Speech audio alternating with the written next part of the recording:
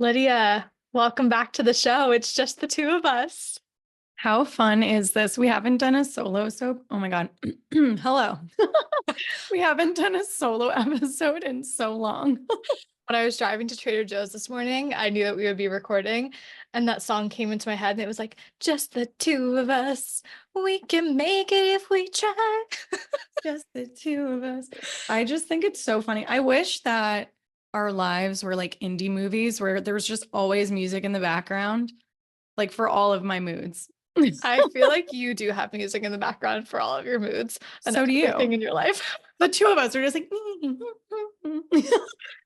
Okay, so this is going to be fun.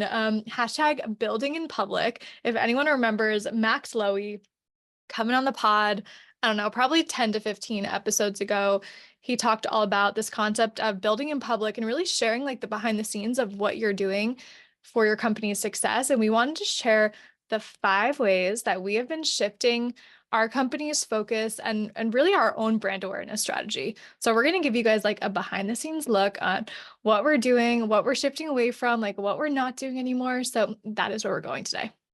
Yeah, and I feel like it has been a very big personal awareness for us. We've said this since the beginning that we want to walk the talk when it comes to visibility on purpose. We don't want to be that company that like tells you one thing and you're not doing the same on the other end or seeing the same results. And what's interesting about PR is I've always been on the back end. I have helped my clients for many, many years get them on like huge platforms. And you have actually been the one out there getting the press or like being the speaker or something. So it's been interesting to like, I feel like you have helped me get out of my shell, but also together, the two of us are, I would say, pretty humble people where we like kind of don't really talk about our own successes and we always put others first. And I think it comes from us just being like very caring, supportive people. But at the end of the day, like visibility on purpose is only going to touch more people and impact more if we also align with our own growth strategies. So we had a big awareness recently and decided that we are shifting every way that we do business on our side in terms of marketing, in terms of social media, in terms of podcasting in a way that's going to actually help us grow just like we help our clients grow every single day. So Yeah, I love that. We are humble. And just like a little quick insight for everyone.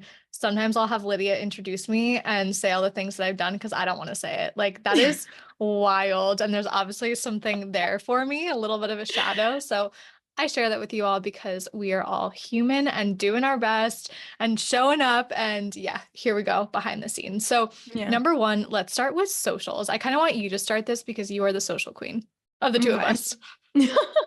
So social media has been something that I've had a weird love-hate with it because I absolutely love social media in that I love being able to share memes. I like connecting with people. It's the cool for somebody who loves to freaking talk. This is like my dream come true where I can connect with anybody all the time and speak to them all the time.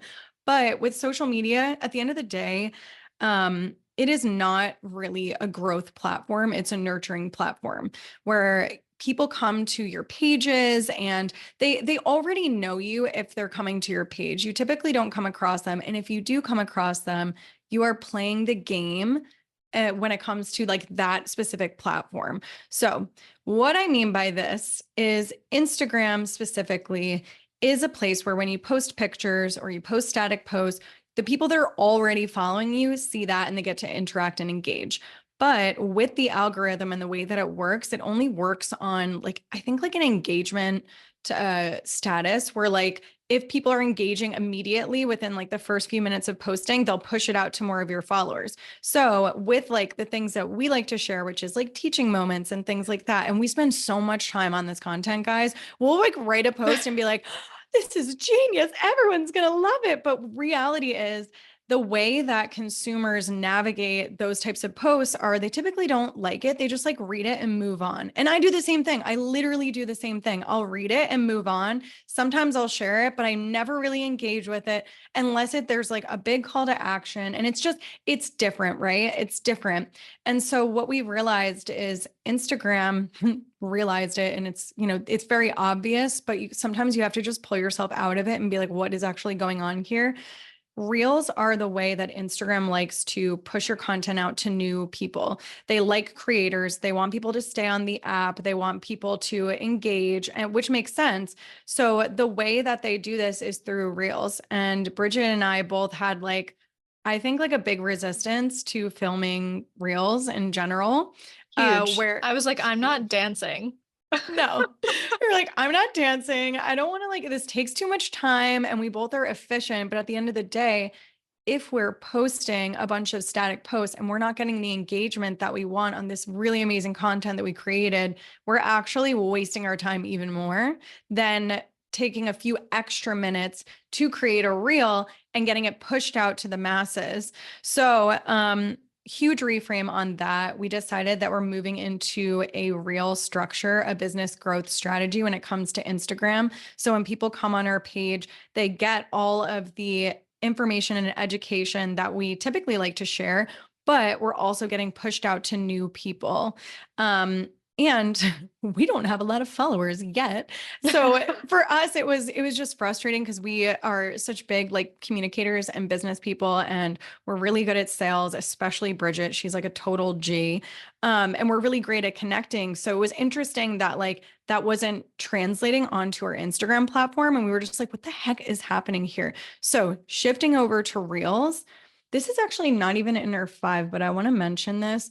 Bridget and I also have been talking about whose zone of genius is where and splitting up our roles a little bit more. That's been like a huge, huge struggle for us. Huge. Yeah, because we're both entrepreneurs, we're both super capable. So we both like to do a lot of things and we're both creative. So we're like, oh, I'm inspired here. I'm going to do this. I'm going to do this. So realizing where our zones of genius are and allowing the other person, trusting the other person to take full ownership of that has been something that we're really trying to bring into Visibility on Purpose within us. Yeah, and I feel like we knew that was going to take a little bit of time. We started this company January of 2023. We were both doing everything because we knew that we needed to figure out like what are our strengths, like what do we enjoy doing, all of that. And I think this whole shift of like moving into like more of this social strategy around Reels really allowed us to ask ourselves, like, what do we actually enjoy here? I like the behind the scenes like planning of stuff. We have this like crazy cool content calendar for our intern and like lots of cool systems. I love that kind of stuff behind the scenes. But I think it did allow us to say, like, who wants to do what in an ideal world? Like, what would we be doing? What does Lydia want to do? What does Bridget want to do? And yeah, the trust. Like, I trust Lydia with literally my life at this point because we are married. Again, my second marriage. So this has just been like that added layer of, okay, one of us now can take this over, one of us can take this over. Like we're both also busy in life. Like we have other business ventures that we also have. So I think we almost like got to a head of, and the social media was kind of like a point of that where we realized, okay, like something's got to change. Yeah, definitely. So basically what we decided is I'm going to be the main driver behind the reels, but obviously like I have a bunch of content that Bridget shares with me. So I'm just the one creating them, but I'll be doing that. She'll be doing more of what she loves to do, which is like the background planning. Guys, like the Notion, like, I mean, she's forward facing in our like DMs and emails, but I mean backwards behind the scenes for like Instagram. Guys, the content calendar she created in Notion is insane. To this day, I have no idea how she created it. All I know is how to like duplicate things. So the creativity is, I mean, it's just gorgeous. Like, I'm pretty sure there's tech companies that created apps to do this. And she was like, "Ah, just build it for us, like for free." Like, it's wild. So, I mean, it's so interesting to see where our creativity lies. It's in such different areas. Like, I would have never been able to come up with that. I would have created some like super messy Google Doc. Bridget would have gone in there and been like, I can't even look at this. This is a no for me. Whereas for me, I love to like create these like nicely edited reels, and I'm still like learning. So if you've looked at our videos and you're like, what are you Go talking like about? all of our videos so that you like make Lydia really happy right now. Please go comment, engage. But yeah, it's just interesting to see creativity from such a different perspective. I think even like as a kid, I would think about creativity as like art only. And there's so many different ways to be creative and be a creative individual. Yeah, and like systems and stuff like that actually makes me I was reflecting on it this morning. I was like, what do I love? Like figuring out processes and systems to like optimize and like automate things. Like that is very weird to think that that's creative, but I actually really enjoy that. So finding our zones of genius. Here we go. Mhm. Now, a zone of genius that both of us share together, which we have known from the very beginning, is teaching, talking, like engaging with people. So that is why number two on our strategy is more podcasts. Like, not only do we Mhm. love running our show, which we are now like 57 or 58, I don't know, like 60 episodes deep at this point, 65 plus reviews. And we are now making sure that we get on podcasts too, because it's so fun for us. It is so fun for us. We both are chatty Cathys. And I think what are honestly overall, like even like teaching and everything, I think our biggest gifts that we both share are being master connectors and people. And not everybody has that gift. Like it's so funny. All of my friends always tell me, like, Lydia, I don't know how you stay in touch with this many people. Like they're always Same. really, they're always Yes. amazed by this. They're always like, how do you do this? I'll tell people like, oh, I have like 15 DMs right now that I just don't feel like looking at. And they're like, what? Like how? I'm like, I don't know. I'm just like talking to people all the time. I love it. So I think for us, like a strength of that is we bring that into our business so well. Like if we can help somebody in literally any aspect of their business. I mean, mostly we're doing like connections between media professionals and brands, but if we can help you in other ways, like there's nothing that brings us more joy than to connect somebody with somebody else and make them thrive or like something come of it. It's so cool. I'll give you a 1000%. quick example. Bridget connected me with Ruben. He was on the podcast. He's like a real estate G. But anyways, she connected me with him because he also has like a bunch of other companies, including this like podcasting like network that he's a part of. She connected me with him and she was like, I think you guys just need to talk. That was her way of connecting us. Well, we gelled so well. He actually told me that he was looking to invest in properties. He's from New York City, invest in properties in South Florida. And he was coming to South Florida. I'm down here.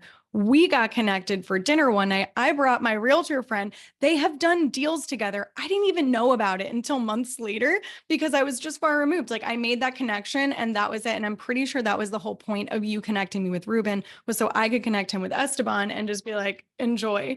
But we love doing that. We love just like helping people and really don't want anything from it other than like, yeah, No, it's being literally connected. fun. Yeah. I get like the high off like literally connecting people. It's kind of sick. No. There's also like I think the other part of this, which is why it's part of our growth strategy and exactly why we help business owners with this is because this is a brand growth strategy. Getting on other Mhm. people's podcasts, you're not only building that connection, but you are getting in front of a completely new audience and showcasing your expertise and telling your story and being human. Like Lydia and I think why the static posts were sometimes hard too. Like we got the teaching side of it, like that was the checked off box, but we didn't get our personality in those static posts. Like Mm-mm. we're pretty engaging, we're pretty dynamic. Like we didn't have that ability when we were doing static posts. So podcasts are like the bread and butter for us of letting us be ourselves, letting us share, growing our business. Like we get people that download our freebie because we're on people's podcasts. This is why we drive this point home. So go check out all of our courses. You can work with us one-on-one. Like we'll teach you exactly how to do this, and it gets to be fun. Mhm. It gets to be fun. So, number three for us is press features for ourselves. I know this with my entire heart that press is the best, most sustainable way to grow a brand. That's why every single big company does this. That's why when a celebrity launches like a new thing, launches like a new brand or a new product, we know about it immediately because they know that a press strategy is what's going to get the word out, brand awareness. So Bridget and I were like, okay, we should probably like actually do what we talk about. So we have since gotten featured on a ton of blogs and publications and podcasts in just a few months. a few, like we both got on Entrepreneur Magazine, which was like a huge feat for us. Really, really exciting. Mm-hmm. And we've been looking at our numbers on the back end and backlinks, and we're like, why the heck didn't we do this beforehand? Like, here's just like an actual statistic for you. Even for my own business, I've been doing this, and I have just started to see my Google business page get views. I used to get an email every month from Google that was like, 0 people saw your business. I'm like, okay, rude. Thank you. And now they're like 50 people have come across it, 2 clicks. And I'm like, It's oh my amazing. gosh, this is happening. So yeah, we're just thinking about like Bridget's favorite words, digital real estate. How can we be more known, reach more people? We can do amazing work, but if we're not reaching the amount of people that we want or creating the impact, like what truly is the point? Yeah. And like, remember everyone that our company is completely bootstrapped. Like, we do not have any outside funding. We could think about it one day, but like, as for now, we're just moving and grooving. So everything that we are doing is very intentional for our build. And it does take time. And I feel like that's the unsexy thing about growing a business. Like, it's not always that overnight success, but we absolutely know that getting press features, getting on podcasts, putting ourselves in front of other people's audiences. The other thing we didn't add here was we do a lot of trainings in other people's community, Yeah. which again is like a huge brand growth strategy for us, because we get to do what we love. We get to teach, we get to share, we get to add value, we get to have a call to action, we get to, maybe add them to our email list. That's a way actually that we've gotten a lot and sold a lot of our PR brand audits, which are our one-on-one sessions. And it's how we've got a lot of our consulting clients, just getting in front of other people's audiences, networking, sharing value, sharing who we are. So like, all of these things are part of our mission and our vision, and bringing us closer toward where we want to take this company. But it takes a little time. It takes these like little breadcrumbs, putting one foot in front of the other to move it forward. Yeah. And that's how sustainable growth works. Speaking of Max Lowy, we talked a lot about, I mean, we loved our conversation with Max because we just like speak his language when it comes to holistic growth and sustainable growth. But he does a lot of marketing campaigns for big companies. And what he said was like, to like, doing things holistically is the sustainable way. And we truly believe that. Think about all the brands that you know and love. Like most of them, at least the ones that I love, did not have a Coca-Cola budget. Like they started in their kitchen or whatever it is, and they built this really big brand because they built trust, they built credibility, they connected with people. And if you are able to build those foundations at the bottom, then you are built for success. Like there's no way that it can crumble because there's nothing that's like fabricated. It's so strong. It's such a strong foundation. So number 4 is just networking events, and just getting ourselves out there, connection calls. That's what I think too. We just are like, we really fucking care. We're like loving people. And I think people can feel that. So Mhm. when we are just showing up as our most authentic selves and being in networking groups and connecting with people, we see a huge difference in our sales and our business growth. So that's something that we looked at. We were like, okay, where are we wasting our time? Where are we spending our time? Where can we improve? Like, what do we love to do? So we're doing that, which is ironic but funny. We're actually getting rid of our Facebook group because we kind of built that group. I think that we did what every business coach told us to do when we started our business, which was like, oh, do lead magnets, get people into this group, move them over, blah, blah, blah. And we have a lot of people in there that just wanted like a freebie and don't engage with our stuff. We do have some great friends that actually utilize the Facebook group. But what we've noticed is it's not really a place where people really utilize it to the way that we want. And we've been thinking about like, how do we network the best with our people? And it's doing like private networking calls. And like, we do this like monthly, or actually I would say quarterly thing, where we bring our podcast guests into a private networking call. And everybody loves it because everyone's high level. People walk away working with each other, actual impact happens. So where can we create that exact same natural, dynamic? And it's not in our Facebook group. So we have decided, bye-bye. It doesn't bring us joy. Yeah, I think that one was hard too because I've always been like the lover of the Facebook groups. But again, just like number one, which was like changing the social strategy, is consumer behavior has changed. I don't Yeah. think people want to sit all day in a Facebook group like they did in 2020. So, everything's changing. I think about the groups and communities I'm a part of and the ones I pay for. They're usually on platforms like Circle or Mighty Networks or whatever some of the other ones are. And I go specifically because I want to meet people. I want to learn something specific. Like there's a reason I'm going there and we want the same. So maybe membership community in our future.